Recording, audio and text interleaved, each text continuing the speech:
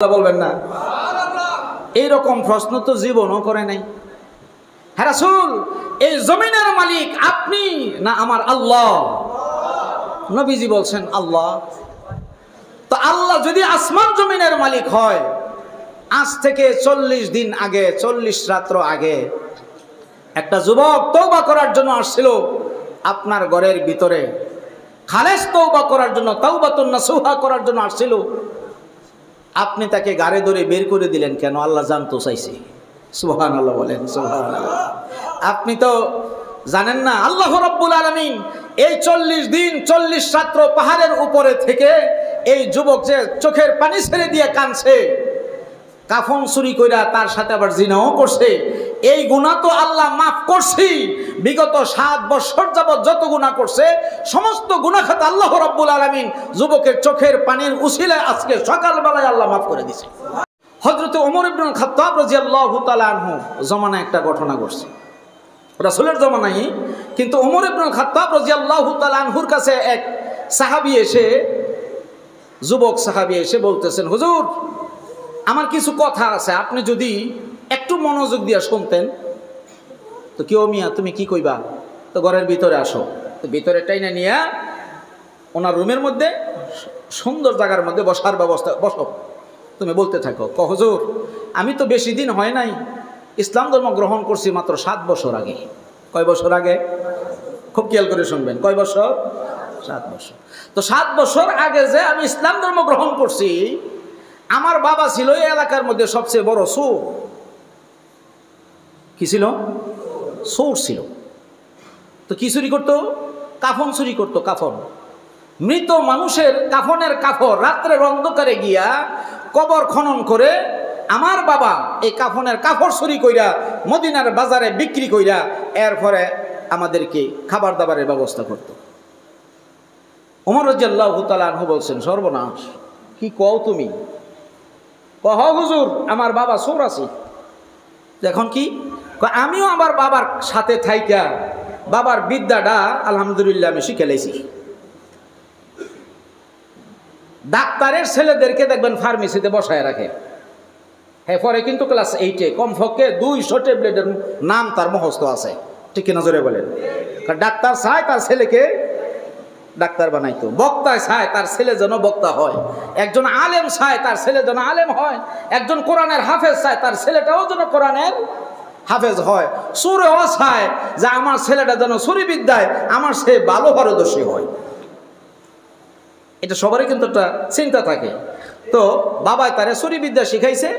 ওমর রাদিয়াল্লাহু তাআলা আনহুর সামনে গিয়ে বলতেছেন, হুজুর ইসলাম ধর্ম গ্রহণ করছি 7 বছর হয়, বাবা তো মারা গেছে আরো আগে। ওই এখন বাবাই যে বিদ্যাটা শিখাইছে আমি কিন্তু ইসলাম ধর্ম গ্রহণ করার পরেও চুরি কিন্তু ছাড়ছি না। এই 7 বছর কাফন চুরি এলাকায় যত মানুষ মারা গেছে এই তাগরে একটারও কাফন রাখছি না। রাত্রের অন্ধকারে গিয়া কবর খনন কইরা আমি একা ওই টাইনা হেসরাইয়া উলঙ্গ বানাইয়া তারপরে আমি কাফনের কাপড় মদিনার বাজারে বিক্রি কইরা শেষ করছি। নাউযুবিল্লাহি মিন জালিক। ওমর রাদিয়াল্লাহু তাআলা তো রাগিলে মানুষ আছে না, মিজাজ গরম হইতাছে, এখন ঠান্ডা আছিল, এটা কইছে ঘরে গরম হইতাছে। যুবক ডাক দিয়ে বলতেছেন, ওগো আল্লাহর রাসূলের সাহাবী হযরত ওমর, গতকালের একটা ঘটনা বলার জন্য আপনার এখানে আসছি। কি ঘটনা? গতকাল বিকাল বেলায় আনসার সাহাবীর একটা যুবতী মেয়ে মারা গিয়েছে। এই জানাজার নামাজ বিশ্ব নবী নিজে পড়াইছেন। সুবহানাল্লাহ। আপনি নিজেও তো জানাজার নামাজে শরীক হয়েছিলেন। আমিও জানাজার নামাজে শরীক হয়েছিলাম। সুরে কয় আমিও জানাজার নামাজে শরীক হয়েছিলাম। হুজুর রাত্রের অন্ধকারে যখন রাত্র 2টা-2:30 বেজে গেছে, হঠাৎ করে আমার ঘুম ভেঙে গেছে। শাবল খন্তা নিয়ে কোদাল নিয়ে আমি চলে আসলাম যুবতী মেয়ের কবর খনন করার জন্য। ওই কবর যখন আমি খনন করলাম, কবর খনন করে ভিতরে গিয়া যখন বাতি জ্বালাইলাম, বাতি জ্বালাইয়া যখন তাকে আমি উলঙ্গ করে ফেললাম, বিবস্ত্র করে ফেললাম, তার শরীরের কাপড় যখন আমি খুলে ফেললাম, শয়তান আমার মনের ভিতরে ওয়াসওয়াসা দিতেছে, যুবক রে এই তো তোমার সুযোগ, এই সুযোগ তুমি যদি হাতছাড়া করো আর কোনোদিন মনে হয় সুযোগ তুমি পাবে না। এই সুন্দরী যুবতী মেয়েটা পছন্দ করে নাই, তার শরীরের মধ্যে গা হয় নাই, এরপরে তার শরীরে পছন্দ করে নাই, দুর্গন্ধ সরে নাই, মাত্র মারা গেছে, তুমি তার সাথে জিনায় লিপ্ত হয়ে যাও। নাউজুবিল্লাহ, জোরে বলেন নাউজুবিল্লাহ। ওগো ওমর, আমার জাহানের ভিতরে যখন এই চিন্তাটা ঢুকছে, সাথে সাথে কাফনের কাপড় এক পাশে রেখে আমি যুবতী সুন্দরী মেয়ের সাথে আমি জিনারে লিপ্ত হয়ে গেলাম। নাউজুবিল্লাহি মিন জালিক। ওই মৃত মহিলার সাথে, সুন্দরী যুবতীর সাথে কবরের ভিতরে আমি যখন জিনা করলাম, জিনা করে কাফনের কাপড়টা ধরে যখন আমি কবর থেকে উপরে উঠতেছিলাম, এমতো অবস্থায় আমার আল্লাহর হুকুমে সুন্দরী যুবতী মেয়েটাকে আল্লাহ রব্বুল আলামিন জিন্দা বানাইয়া দিয়েছে। মেয়েটা উইটা যখন বসছে, বৈশা আমাকে টার্গেট করে বলতেছে, যুবক, কেন রে যুবক তুমি আমাকে উলঙ্গ বানাইলা? কেন আমাকে নাপাক বানাইয়া দিলাম? কিয়ামতের ময়দানে নাপাক অবস্থায় আমার হাসর হবে, নাপাক অবস্থায় আল্লাহ রাসূলের আল্লাহর সামনে আমার দাঁড়াইতে হবে। যুবক রে, তোর সাথে আমি কোনোদিন অন্যায় করি নাই, তোর সাথে কোনোদিন খারাপ আচরণ করি নাই, তাহলে আমার সাথেই খারাপ আচরণ তুমি কেন করলে রে যুবক? তোমার ভিতরে কি আল্লাহর ভয় নাই? হ্যাঁ যুবক, আমি বিচারটা কার কাছে দিব? আমার আল্লাহ ছাড়া আর কেহ নাই। আল্লাহর কাছে তোর বিরুদ্ধে আমি নালিশ করলাম, আল্লাহর কাছে বিচারটা দিলাম, তোর বিচার যেন দুনিয়ায় আল্লাহ করে দেয়।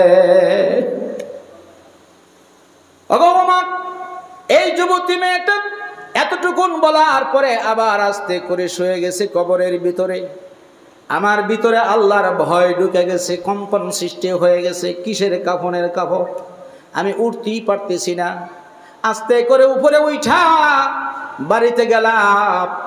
বাড়িতে গিয়া আমি শুধু চিন্তাই করতে লাগলাম, মাওলা রে, আমি কি কামটা করলাম? কাফনের কাপড় চুরি করছিলাম তাই ভালো ছিল, কিন্তু সুন্দরী যুবতী মেয়ের সাথে আমি মৃত মানুষটার সাথে কেন খারাপ কাজে লিপ্ত হইলাম? সারাটা রাত আমি চোখের পানি ছেড়ে দিয়া আল্লাহর দরবারে কাঁদছি। আমি আপনার কাছে আসছি এই খবরটা বলার জন্য। আমি যদি এখন তওবা করি, আল্লাহর কাছে যদি মাফ চাই, তাহলে আল্লাহ আমার গুনাহ মাফ করবনি। সুবহানাল্লাহ। এটা কার কাছে জানার জন্য আসে? ওমরের কাছে। ওমর কি করছে দেখেন। হযরতে ওমর রাদিয়াল্লাহু তাআলা আনহু পায়ে রক্ত গিয়া মাথায় উঠছে, চোখ দুইটা বড় হয়ে গেছে, সারাটা দেহর মধ্যে কম্পন সৃষ্টি হয়ে গেছে। হযরতে ওমর যুবকের গাড্ডার মধ্যে ধইরা ওমরের ঘর থেকে বের করে দিছে। হে যুবক, আর তুই আমার ঘরের ভিতরে আসবি না। তোর মতন নাফরমান, তোর মতন কপাল ফোড়া মনে হয় জমিনে আর একজনও নাই। তোর তওবা আল্লাহর দরবারে কবুল হবে না, আমার ঘর থেকে তুই বের হয়ে যা। যুবক বাহিরে গিয়া কান্দে। হযরতে ওমর রাদিয়াল্লাহু তাআলা আনহুর চেহারার দিকে তাকায়, চোখের পানি ছেড়ে দিয়া কান্দে আর কয়, ওমর, ওমর, আপনি আমাকে ঘাড়ে ধইরা ধাক্কা মেরে বের করে দিয়েছেন, আমার কোনো আফসোস নাই, আপনার প্রতি আমার কোনো রাগ গোস্বা নাই। আপনার কাছে আমার একটা আকুল আবেদন, আমার তওবা কবুল হবে কিনা এই জিনিসটা আপনার কাছে এসেছিলাম জানার জন্য, আপনি না করে দিয়েছেন। 2 নম্বরে আমি জানতে চাই, বিশ্ব নবী মুহাম্মদুর রাসূলুল্লাহ সাল্লাল্লাহু আলাইহি ওয়াসাল্লামের দরবারে একটু যাইতে চাই। ওগো ওমর, আমি গিয়া পুরা ঘটনা নবীজির সামনে বলতে পারবো না, লজ্জা লাগে। এই জন্য আপনি যদি একটু যাইতেন, আপনি গিয়ে আমার পক্ষ থেকে যদি গুছায় একটু বলতেন, আর আমার জন্য যদি একটু সুপারিশ করতেন, আমার দৃঢ় বিশ্বাস আল্লাহর নবী যদি আল্লাহর কাছে একটু বলে, আল্লাহ ও মালিক, এই কাফন সোরাকে দয়া করে তুমি একটু মাফ করে দাও, আমার দৃঢ় বিশ্বাস আল্লাহ রাসূলের দোয়া আল্লাহ রাব্বুল আলামিন ফিরাইয়া দিবে না। আল্লাহ যদি দোয়া করে, হতে পারে এই দোয়ার উসিলায় আল্লাহ রাব্বুল আলামিন আমাকে মাফ করে দিবেন। হযরত ওমর বলেন, ঠিক আছে চলো। আমার সুপারিশ করার কারণে আল্লাহ যদি তোমারে মাফ করে দেয় সমস্যা তো নাই। হযরত ওমর নিয়ে গেলেন, যুবকরে দাঁড় করায় দিলেন নবীজির সামনে। হযরত ওমর বলেন, ইয়া রাসূলুল্লাহ, ইয়া হাবিবাল্লাহ, এই যুবক পাহাড় পরিমাণ গুনাহ করেছে, আমার মন বলতেছে এই পাহাড় পরিমাণের চেয়েও বেশি গুনাহ করছে। এখন সে ফিরে আসতে চায়, তওবা করতে চায়। সে যদি তওবা করে তাহলে তার তওবা আল্লাহর দরবারে কবুল হবে কিনা এটা জানার জন্য আসছে গো নবী। আল্লাহর পয়গম্বর হযরত ওমরের দিকে তাকায়া ডাক দিয়ে বললেন, ওমর, তুমি কি কোরআনের আয়াত তুমি শোনো নাই, তুমি জানো না? قل يا عبادي الذين أسرفوا لا تقنطوا من رحمة الله إن الله يغفر الذنوب جميعا। আল্লাহ তো ডাক দিয়ে বললেন, হে দুনিয়ার মানুষেরা, যত গুনাহ করো না কেন আমি আল্লাহর রহমত থেকে নিরাশ হইও না। তুমি কি এই কথাটা জানো না, শোনো না? তারা শোনাই দিতে আমার কাছে কেন নিয়ে আসলা? হযরত ওমর ডাক দিয়ে বললেন, হুজুর, আমিও সর্বপ্রথম এই আয়াতে কারিমা তারে শোনাইছিলাম, কিন্তু তার ঘটনা শোনার পরে তারে গাড়ে ধরে বের করে দিছি। হুজুর গো, আপনি যদি অনুমতি দেন তাহলে তার পক্ষ থেকে পুরা ঘটনাটা আপনারা আমি শোনাই দিতে চাই। আল্লাহ নবী বলেন, ওমর, ঠিক আছে, তুমি বলো তো দেখি সে কি অন্যায় করেছে। পুরা ঘটনা হযরত ওমর রাদিয়াল্লাহু তাআলা আনহু যখন বললেন, আল্লাহ রাসূল নরম মিজাজের মানুষ, ওমরের মতন গরম মিজাজের মানুষ ছিলেন না। এরপরেও পায়ের রক্ত গিয়া বিশ্বনবীর মাথার মধ্যে উঠছে। উঠার পরে নবীজি নিজে হাতে দইরা ওমরের মতন তার গাড্ডার মধ্যে দইরা নবীজির ঘর থেকে, রুম থেকে বের করে দিলেন। যা কমবক্ত, তুই চলে যা, তোর মতন পাপিষ্ট মানুষ মনে হয় জমিনে আর একজনও নাই। যা যা যা, চলে যা, তুই আমার সামনে থাকিস না। যার জানাজার নামাজ আমি বিশ্বনবী নিজে পড়াইছি।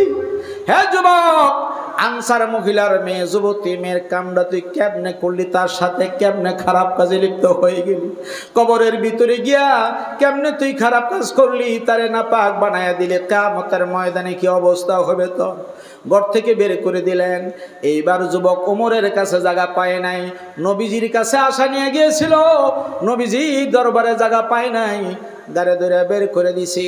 এইবার যুবক বাড়িতে আর যায় নাই। বাড়িতে না গিয়ে 2-3 কিলোমিটার দূরে একটা পাহাড় ছিল, উঁচু পাহাড়, এই পাহাড়ের উপরে চলে গেছে। পাহাড়ের উপরই নামাজ পড়ে, পাহাড়ের উপরই ইবাদত বন্দেগী করে। একদিন যায়, 2 দিন যায়, 1 সপ্তাহ যায়, 2 সপ্তাহ যায়। যুবক বলতেছেন, আল্লাহর কসম, সারাদিন 5 ওয়াক্ত নামাজের মাঝখানে শুধু সেজদায় পড়ে কান্দি, মাওলা রে, এত গুনাহ করছি, ওমর গাড়ে ধরে বের করে দিছে। তোমার নবী আমাকে গাড়ে ধরে বের করে দিছে, তুমিও যদি পাহাড়ের উপর থেকে গাড়ে ধরে ফেলে দাও আমার কিচ্ছু করার নাই। আল্লাহ গো, আমি এত গুনাহ করছি, উপরের দিকে তাকাইতেও আমার লজ্জা হয়। আল্লাহ, মেহেরবানি করে তুমি আমারে মাফ করে দাও। এভাবে কাঁদতে কাঁদতে 30 দিন 30 রাত চলে গেল।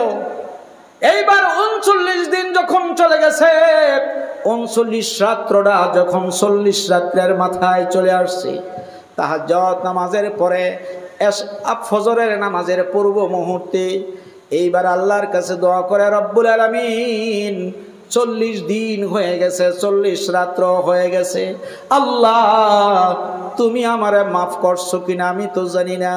যদি মাফ না করে থাকো, আসমান থেকে আগুন দিয়ে আমারে জ্বালায়া ফুইরা তুমি বর্ষ করে দাও।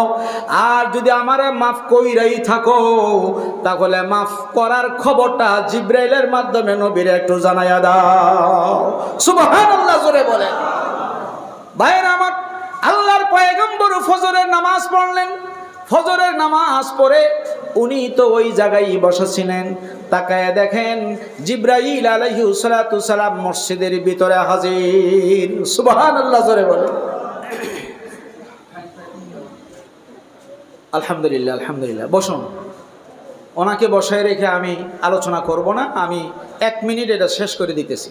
হুজুর সাল্লাল্লাহু আলাইহি ওয়াসাল্লাম যখন জিব্রাইল আসলেন, জিব্রাইল এসে যখন বলছেন, নবীজিকে 2টা প্রশ্ন করছে। আল্লাহ রাসূল তো আশ্চর্য হয়ে গেলেন, এত সকালবেলায় জিব্রাইলের আগমন। জিব্রাইল ভাই, আপনি কেন আসছেন এত সকালবেলা? আমার দিকে তাকান। এই মিয়া আমার দিকে তাকান, আমার দিকে তাকান। জিবরাইল আলাইহিস সালামকে প্রশ্ন করা হলো, আপনি এত সকালবেলায় আপনার আগমন কেন? জিবরাইল আলাইহিস সালাম নবীজিকে দুইটা প্রশ্ন করলেন। হুজুর, আল্লাহ জানতে চাইছে আপনার কাছে আমার মাধ্যমে, এই আসমানের মালিক কি আপনি না আল্লাহ? সুবহানাল্লাহ বলবেন না? এইরকম প্রশ্ন তো জীবনও করে নাই। হ্যাঁ রাসূল, এই জমিনের মালিক আপনি না আমার আল্লাহ? নবীজি বলছেন আল্লাহ। তো আল্লাহ যদি আসমান জমিনের মালিক হয়, আজ থেকে 40 দিন আগে, 40 রাত্র আগে একটা যুবক তওবা করার জন্য আসছিল আপনার ঘরের ভিতরে, খালেস তওবা করার জন্য, তাওবাতুন নাসুহা করার জন্য আসছিল, আপনি তাকে গাড়ি ধরে বের করে দিলেন কেন? আল্লাহ জানতে চাইছে। সুবহানাল্লাহ বলেন, সুবহানাল্লাহ।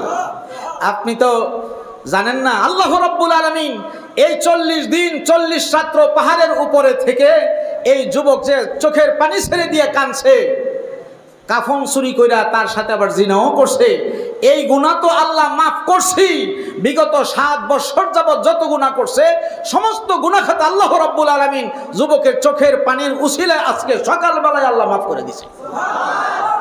আপনি তাকে খবর দেন, সাহাবীদের মাধ্যমে খবর দিয়ে আনেন, সুসংবাদ জানায় দেন, আল্লাহ জানাই দিছে যুবকের সমস্ত গুনাহ খাতা আল্লাহ মাফ করে দিয়েছে। তাহলে এই ঘটনা দ্বারা, দুইটা ঘটনা আপনাদের সামনে বললাম, এই ঘটনা দ্বারা বোঝা গেল আল্লাহ রাব্বুল আলামিন যে রহমান, আল্লাহ যে রাহিম, তার মধ্যে কোনো সন্দেহ আছে?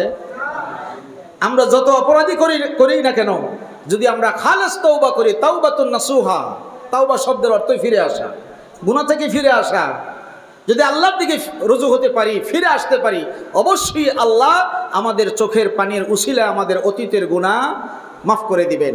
যে কথাগুলি বলছি, কথাগুলির উপর আমি সহ, আমরা যারা শুনছি, মা বোন সহ সবাইকে আমল করার তৌফিক দিন। আমরা সবাই বলি আল্লাহুম্মা আমিন। ওয়া মা আলাইনা ইল্লাল বালাগ। আসসালামু আলাইকুম ওয়া রাহমাতুল্লাহি ওয়া বারাকাতুহু।